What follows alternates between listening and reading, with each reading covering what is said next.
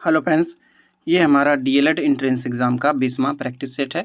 इसके पहले हम लोगों ने 19 और प्रैक्टिस सेट को डिस्कस कर लिया था, जिसका लिंक आपको चैनल के प्लेलिस्ट में या फिर इस वीडियो के डिस्क्रिप्शन में मिल जाएगा। वहाँ जाकर आप लोग को सारे वीडियोज़ को देख लेना है, यानी कि पिछले सारे 19 वीडियो को देख लेना है, जिससे कि आपको एग्ज़ाम में काफ़ी ज़्यादा हेल्प मिलने वाला है। एग्ज़ाम कल से स्टार्ट ही होने वाला है, तो ज़्यादा टाइम आप लोगों के पास नहीं है। एग्ज़ाम से पहले आप लोगों को ये सारे वीडियोज़ को अच्छे से देख लेना है, क्योंकि इसमें काफ़ी सारे अच्छे-अच्छे प्रश्न हैं जो कि एग्ज़ाम में आ सकते हैं और ऐसे ही प्रश्न एग्ज़ाम में बार-बार पूछे जाते हैं। यहाँ हम लोग डीएलएड के सारे विषयों के प्रश्न को डिस्कस करने वाले हैं। हिंदी, इंग्लिश, साइंस, जीके इन सभी प्रश्नों को डिस्कस करने वाले हैं। तो शुरू करते हैं हमारा आज का पहला क्वेश्चन। हमारा आज का पहला क्वेश्चन है, हिंदी का है। इसको देखते हैं कि यहाँ पे दिया गया है कि व्याकरण जानने वाले को क्या कहते हैं? व्याकरण जानने वाले को क्या कहा जाता है? व्याकरण जानने वाले को क्या कहा जाता है? ये तो आपको पता होगा। व्याकरण जानने वाले को व्याकरण कहा जाता है। तो ये यहाँ पे तीसरा ऑप्शन बिल्कुल सही है। अगला प्रश्न है, एक उदर से जन्म लेने वाले के लिए एक शब्द प्रयुक्त होता है। यानी कि एक ही उदर से जन्म लेने वाले को क्या कहा जाता है? इसको क्या कहा जाता है? सही आंसर होगा सहोदर। सहोदर कहा जाता है, याद रखना है। अगला प्रश्न है कि दिए गए शब्द के पर्यायवाची शब्द का चयन करना। यहाँ पे पर्यायवाची मृग, मृग का पर्यायवाची क्या होता है? मृग का पर्यायवाची क्या होता है? मृग का पर्यायवाची क्या होता है? हिरन होता है। आपको पता होगा मृग का पर्यायवाची क्या होता है? हिरन होता है। हिरन बिल्कुल सही आंसर होता है। हाथी का पर्यायवाची क्या होता है? हाथी का पर्यायवाची गज होता है। पवन का हवा होता है। ये सभी आपको याद रखना है। बादल का घटा होता है।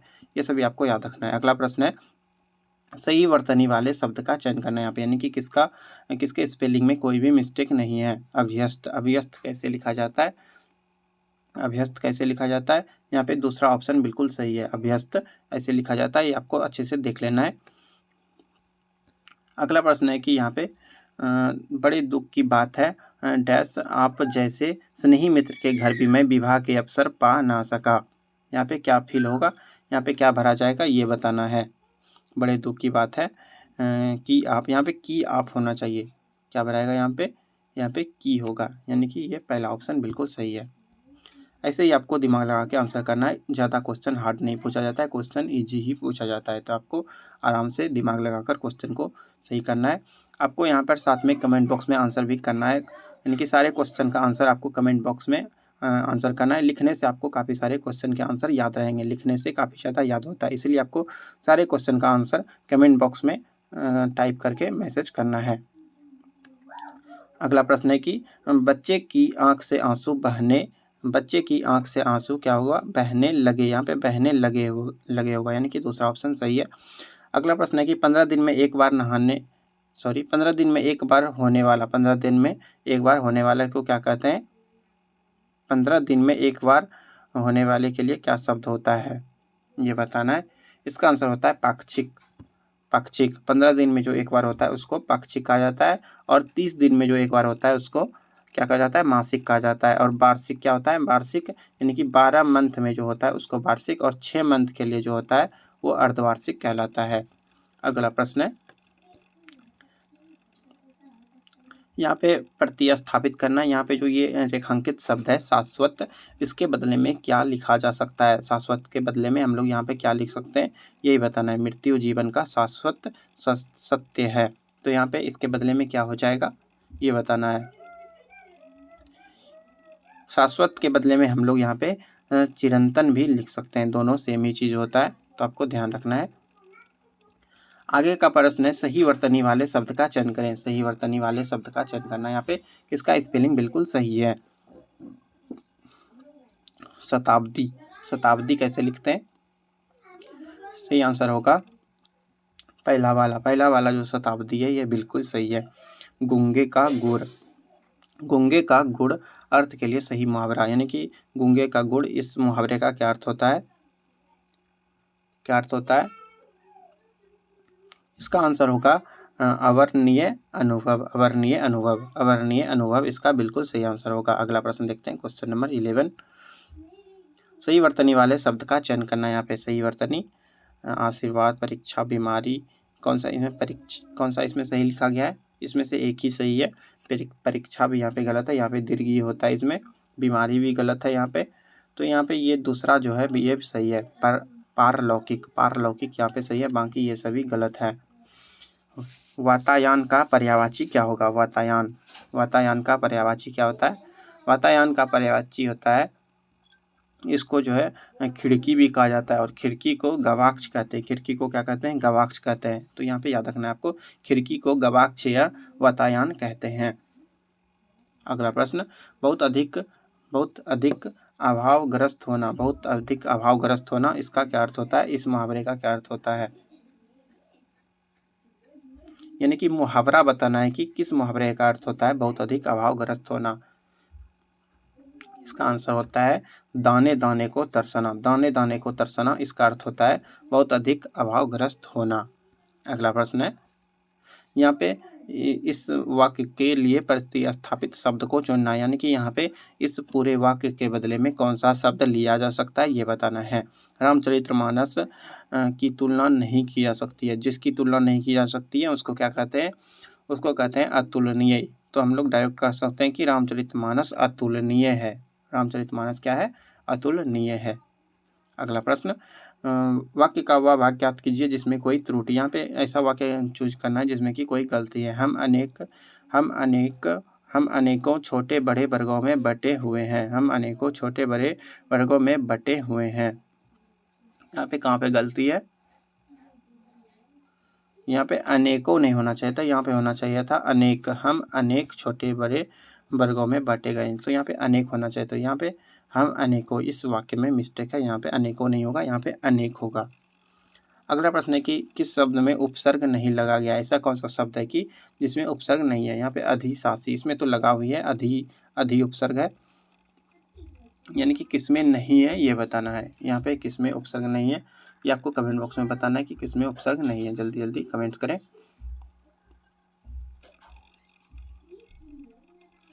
यहाँ पे प्रशंसा में कोई भी उपसर्ग नहीं है। यहाँ पे प्रशंसा में कोई भी उपसर्ग नहीं है, तो ये दूसरा वाला ऑप्शन बिल्कुल सही है। निम्नलिखित में से कौन सा अशुद्ध है? अशुद्ध कौन सा है? आशीर्वाद, गुरु, मयंक, बधाइयाँ, इसमें से एक है जो कि अशुद्ध दिया गया, यानी कि उसमें कुछ मिस्टेक है। कौन सा है? कौन सा इसमें होगा? आशीर्वाद। यहाँ पे आशीर्वाद बिल्कुल गलत लिखा गया। आशीर्वाद ऐसे नहीं लिखा जाता है, ये आपको देख लेना है। आशीर्वाद कैसे लिखते हैं ये आपको कमेंट बॉक्स में बताना है कि आशीर्वाद का सही स्पेलिंग क्या होगा। सही विलोम शब्द चुनिए। यहाँ पे मानव का विलोम क्या होगा? मानव का विलोम क्या होगा? मानव। मानव का विलोम क्या होगा? मानव का उल्टा। मानव का उल्टा होता है दानव। मानव का उल्टा दानव होता है। सर्वज्ञ। सर्वज्ञ किसको बोलते हैं? सर्वज्ञ क्या किसको बोला जाता है? सर्वज्ञ किसको बोला जाता है? सर्वज्ञ बोला जाता है जिसे सब विषय में जानकारी हो, जिसे सारे विषय में जानकारी हो, उसे सर्वज्ञ कहा जाता है। अगला प्रश्न है, निम्न में से कौन सा विकल्प किरण का पर्यायवाची नहीं है? कौन सा विकल्प किरण का पर्यायवाची नहीं है? किरण का पर्यायवाची नहीं है, इसलिए आंसर होगा प्रकाश। प्रकाश की एक किरण का पर्यायवाची नहीं है। प्रकाश का पर्यायवाची रोशनी होता है, ये सभी प्रकाश का है। उसके बाद किरण का पर्यायवाची अंशु है, रश्मि है या फिर मयूख है, ये सभी किरण का पर्यायवाची है, लेकिन प्रकाश किरण का पर्यायवाची नहीं है, तो यहाँ पे प्रकाश आंसर हो जाएगा। अगला प्रश्न है, जलज शब्द का अर्थ है। जलज शब्द का क्या अर्थ होता है? आपको पता होगा जलज का क्या अर्थ होता है? जलज का अर्थ होता है जल में जन्म लेने वाला। जल में जन्म लेने वाला। और कमल का भी पर्यायवाची होता है जलज। कमल का पर्यायवाची भी होता है जलज, आपको पता होगा। जलज, सरोज, ये सभी कमल का पर्यायवाची होता है, ये भी आपको ध्यान रखना है। अगला प्रश्न 22। पेट में दाढ़ी होना। पेट में दाढ़ी होना, इस मुहावरे का क्या अर्थ है? इस मुहावरे का क्या अर्थ होता है? पेट में दाढ़ी होना। जल्दी जल्दी कमेंट बॉक्स में आंसर करना है आपको। पेट में दाढ़ी होना का क्या अर्थ होता है? इसका अर्थ होता है छोटी आयु में बुद्धिमान होना। छोटी आयु में बुद्धिमान होना। अगला प्रश्न है, दो या दो से अधिक पदों के मेल को क्या कहते हैं? दो या दो से अधिक पदों के मेल को क्या कहते हैं? दो या दो से अधिक पदों के मेल को समास कहा जाता है। दो या दो से अधिक पदों के मेल को समास कहा जाता है। अगला प्रश्न, क्रय शब्द में कौन सा उपसर्ग लगाने से उसका अर्थ विपरीत हो जाएगा? क्रय शब्द में कौन सा उपसर्ग लगा देंगे कि उसका अर्थ पूरा ही विपरीत हो जाएगा, यानी कि उल्टा शब्द बन जाएगा। क्रय का उल्टा क्या होता है? विक्रय होता है, तो यहाँ पे विक्रय लगा देंगे, वी लगा देंगे, तो यहाँ पे उल्टा शब्द हो जाएगा। स्त्रीवाचक शब्द कौन सा है? स्त्रीवाचक यानी कि उसमें स्त्रीलिंग है। स्त्रीलिंग कौन सा है? स्त्रीलिंग वाक्य कौन सा है? स्त्रीवाचक शब्द बताना है। सही आंसर क्या होगा? सही आंसर होगा बाला। बाला स्त्रीलिंग वाचक शब्द है। निर्धन शब्द में कौन सी संधि है? निर्धन, निर्धन में कौन सी? नी जोड़ धन होता है इसका, तो यहाँ पे क्या होगा? नी जोड़ धन होता है। तो यहाँ पे विसर्ग आता है, इसलिए यहाँ पे विसर्ग संधि हो जाएगा। अगला प्रश्न है कि वाक्य खंड के लिए एक शब्द चुनिए जो अच्छा बोलता है। जो अच्छा बोलता हो उसको क्या बोलते हैं? जो अच्छा बोलता हो उसको क्या बोलते हैं? जो अच्छा बोलता हो उसको बोलते हैं सुवक्ता। सुवक्ता बोलते हैं। समानार्थी शब्द का चयन करना है। दुख, दुख का पर्यायवाची दुख का समानार्थी यानी कि सेम अर्थ वाला शब्द बताना है।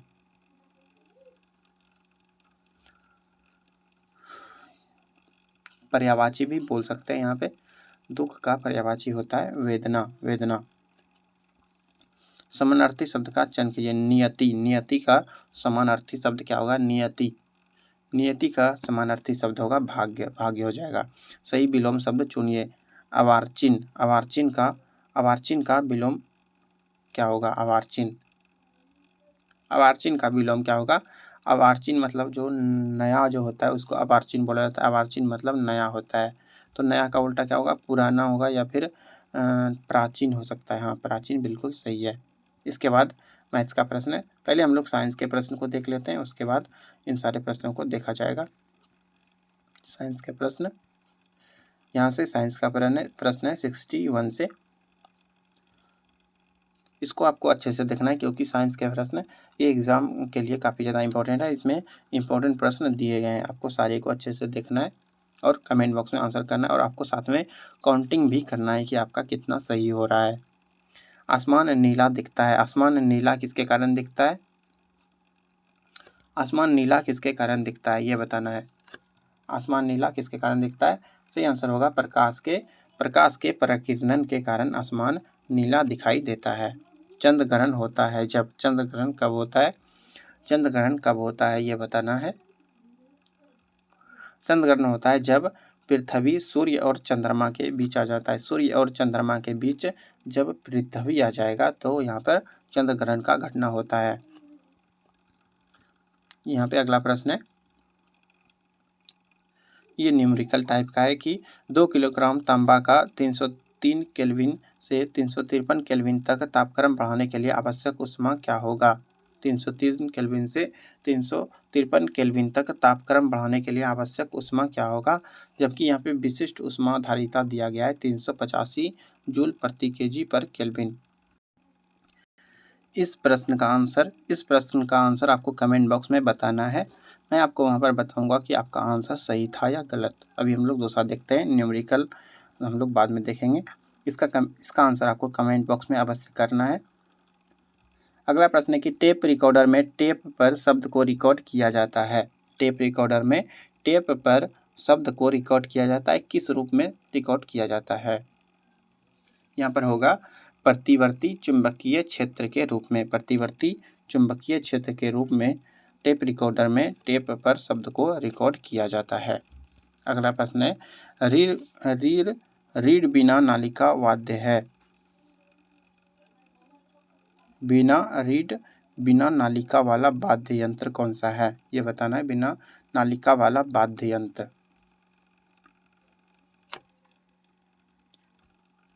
इसका आंसर होगा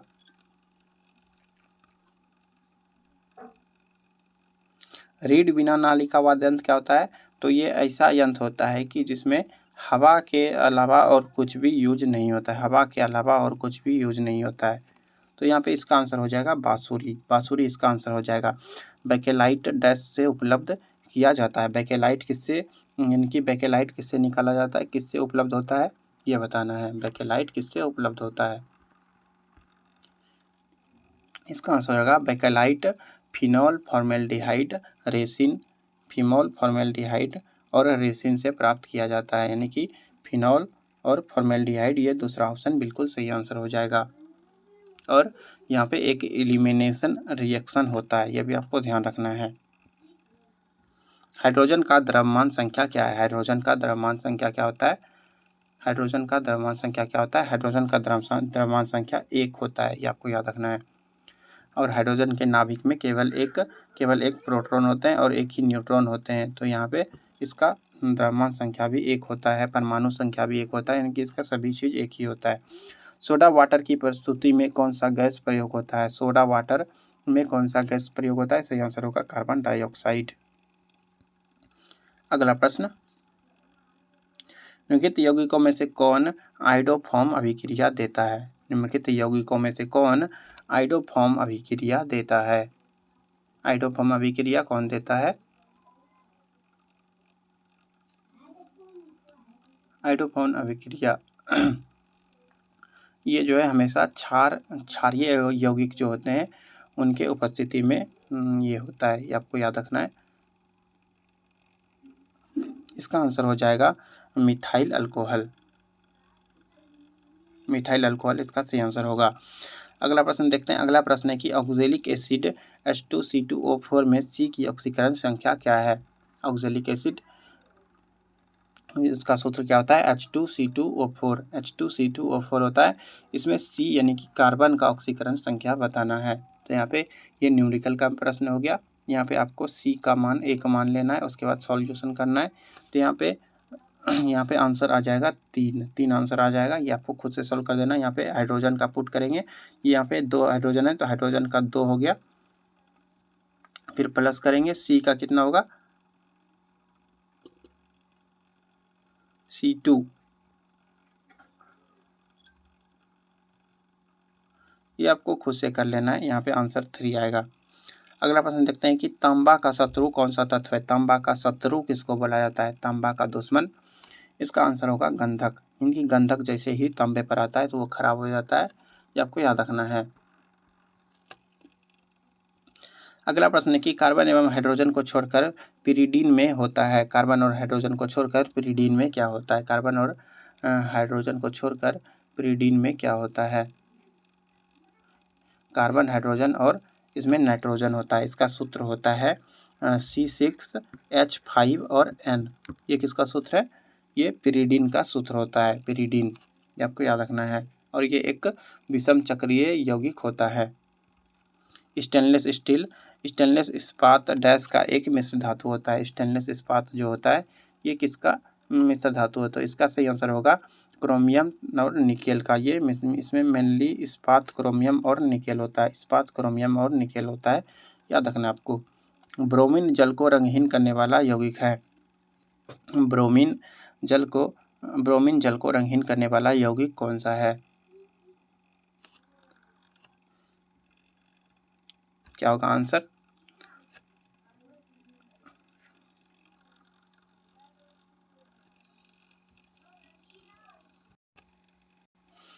इसका आंसर होगा एसिटिलीन।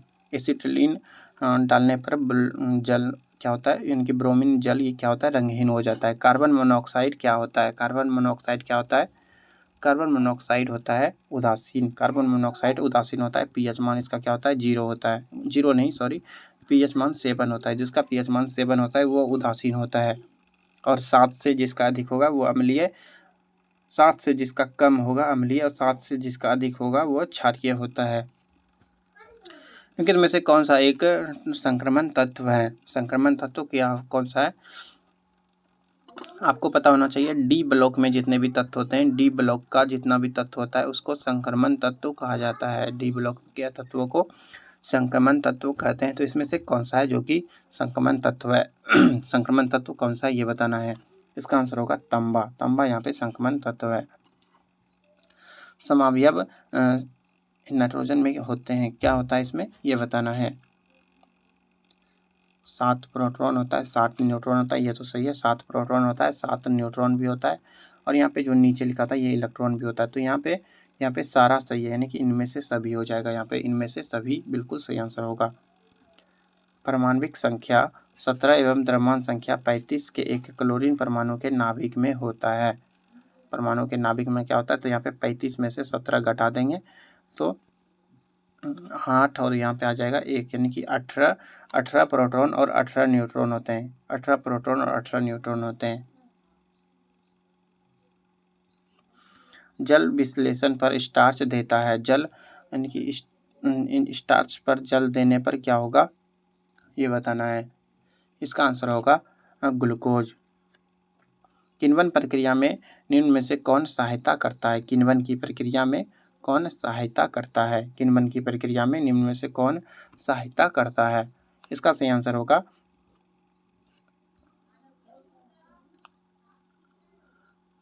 अभिक्रिया को कुछ दिनों के लिए छोड़ देना। अभिक्रिया को कुछ दिन के लिए छोड़ देना ये किण्वन की प्रक्रिया में सहायता करता है। अगला प्रश्न है, अब यहाँ से सामाजिक अध्ययन यानी कि जीके का प्रश्न है, इसको आपको अच्छे से देखना है। प्रश्न है कि स्वतंत्र भारत के प्रथम शिक्षा मंत्री कौन थे? स्वतंत्र भारत के प्रथम शिक्षा मंत्री कौन थे? सही आंसर होगा अबुल कलाम आज़ाद। अबुल कलाम आज़ाद बिल्कुल सही आंसर है। पहले शिक्षा मंत्री अबुल कलाम आज़ाद थे। अगला प्रश्न है, निम्नलिखित में से कौन असहयोग आंदोलन से जुड़े हुए थे? निम्नलिखित में से कौन असहयोग आंदोलन से जुड़े हुए थे? असहयोग आंदोलन से जुड़े हुए कौन थे? इसका आंसर होगा लाला लाजपत राय। लाला लाजपत राय असहयोग आंदोलन से जुड़े हुए थे। गांधी जी के द्वारा शुरू किया गया था असहयोग आंदोलन। होम रूल लीग की स्थापना किसने की थी? होम रूल लीग की स्थापना एनी बेसेंट ने की थी। एनी बेसेंट ने की थी, याद रखना आपको। बक्सर का युद्ध कब हुआ था? बक्सर का युद्ध कब हुआ था ये बताना है आपको। बक्सर का युद्ध हुआ था 1764 में। और अगर आपसे प्लासी का लड़ाई पूछा जाए, प्लासी का युद्ध कब हुआ था, ये भी इम्पोर्टेंट है।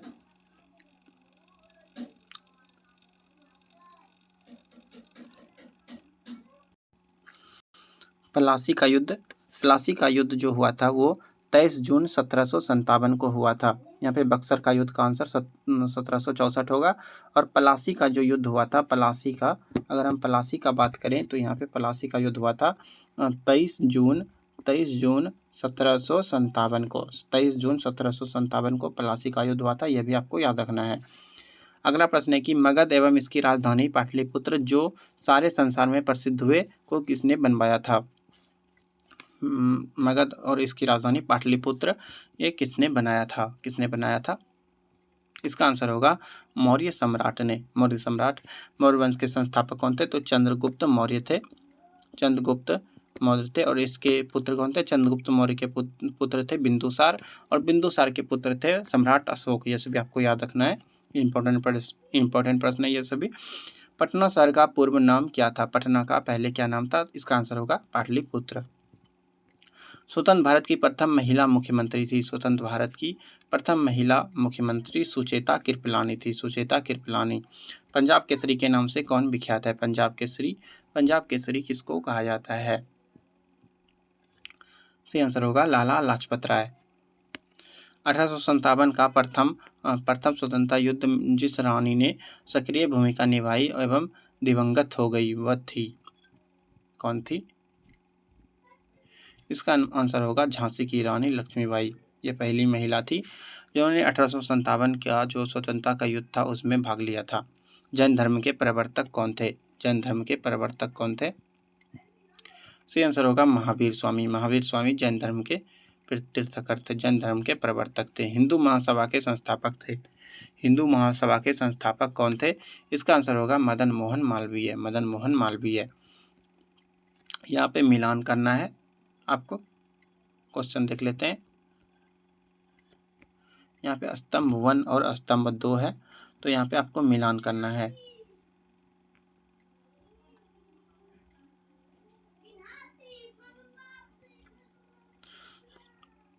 सत्यशोधक समाज की स्थापना ज्योतिबा फूले ने किया था। सत्यशोधक समाज की स्थापना ज्योतिबा फूले ने।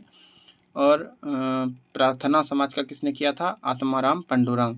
राधा स्वामी सत्संग, इसकी स्थापना शिव दयाल जी ने किया था। और यंग बंगाल का स्थापना हेनरी विवियन डोरोजियो के द्वारा किया गया था। ये आपको याद रखना है। निम्न बौद्ध स्थलों में से किस में संरचनात्मक स्थापत्य है? इसका क्या आंसर होगा? इसका आंसर होगा अजंता का गुफा कहाँ पे है? महाराष्ट्र में, याद रखना है। यहाँ पे कैलाश का मंदिर भी है। अगला प्रश्न है कि यहाँ पे 2 कथन दिया गया है और यहाँ पे कारण भी दिया गया है, तो यहाँ पे चेक करना है कि कौन सा इनकी कथन सही है, कारण गलत, यानी कि चूज करना है इसमें से ऑप्शन से। पहला कथन है कि अशोक 269 ईसा पूर्व में कलिंग युद्ध में विजयी हुआ था। अशोक 269 ईसा पूर्व में कलिंग युद्ध में विजयी हुआ था। क्या ये सही है? ये गलत है, 269 में विजयी नहीं हुआ था। कलिंग वासियों की दुर्दशा उन्हें बहुत उदास किया, ये सही है। कलिंग वासी वहाँ पे काफ़ी ज़्यादा मारकाट हुआ था, तो उनकी स्थिति को देखकर अशोक को काफ़ी ज़्यादा उनकी दुखी हुआ था और उन्होंने सोचा था कि इसके बाद अब वे युद्ध नहीं करेंगे। कलिंग की स्थिति को देखकर उन्होंने फिर दोबारा युद्ध करना ही छोड़ दिया था। भगवान बुद्ध ने पहला धर्म प्रचार कहाँ किया था? भगवान बुद्ध ने पहला धर्म प्रचार कहाँ किया था? इसका आंसर होगा सारनाथ। सारनाथ में अपना पहला धर्म प्रचार किया था। फ्रांसीसी ईस्ट इंडिया कंपनी की स्थापना कब हुई थी? फ्रांसीसी ईस्ट इंडिया कंपनी की स्थापना कब हुई थी? इसका आंसर होगा 1664 ईस्वी में। सॉरी,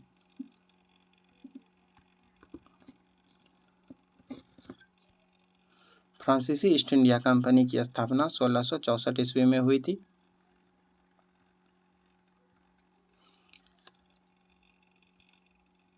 तीसरा ऑप्शन यहाँ पे हो जाएगा। अगला देखते हैं, किसने घोषणा की थी स्वराज मेरा जन्मसिद्ध अधिकार है और मैं इसे लेकर रहूँगा? किसने घोषणा की थी स्वराज मेरा जन्मसिद्ध अधिकार है और मैं इसे लेकर रहूँगा? बाल गंगाधर तिलक के द्वारा ये घोषणा किया गया था।